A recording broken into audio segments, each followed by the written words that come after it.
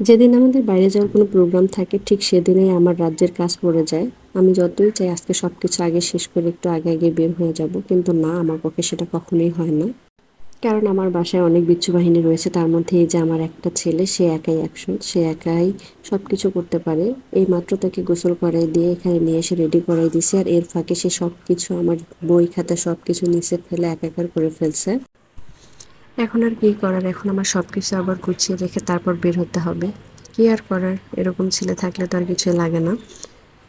Finally সব কিছু গুছিয়ে এখন বের হব। বের বলতে আজকে আমরা যাব হচ্ছে আমার আপুর বাসায়, মামাতো বোনের বাসায়। সেখানে হচ্ছে আমাদেরকে দাওয়াত করা হয়েছে।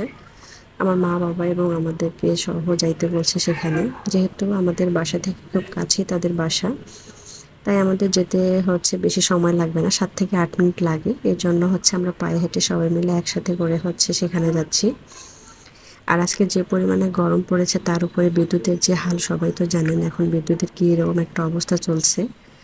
ঘন্টার মধ্যে দুবার যায় আর দুবার আসে, এরকম এই তো আমরা চলে আসলাম প্রায় হচ্ছে তার বাসার কাছে। এই তো কিছুক্ষণের মধ্যে তার বাসা পৌঁছে যাব।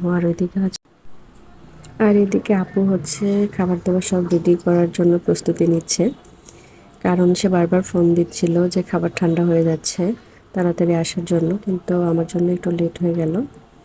তারপর এখন খাবার পালা, কিন্তু কি একটা অবস্থা, বিদ্যুৎ নাই, এই গরমের মধ্যে খাবার খাওয়াটা আসলে খুবই কষ্টকর।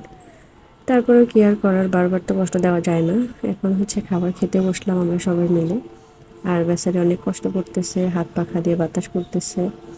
আর খাবারটা অনেক মজা হয়েছিল, সব মিলে সুন্দর একটা সময় ছিল। এই ভিডিওগুলো হচ্ছে আমার মা বাবা যখন আসছিল ঠিক তখনকার, কিন্তু আসলে সময় সাপেক্ষে বিভিন্ন প্রবলেমের কারণে এগুলো দেওয়া হয়নি।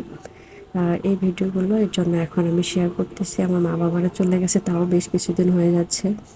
ভালো থাকবেন সবাই, আমার এবং আমার পরিবারের জন্য অবশ্যই দোয়া রাখবেন। আর ভিডিওগুলো ভালো লাগলে লাইক কমেন্ট করে আমাদের পাশে থাকবেন। আল্লাহ হাফেজ।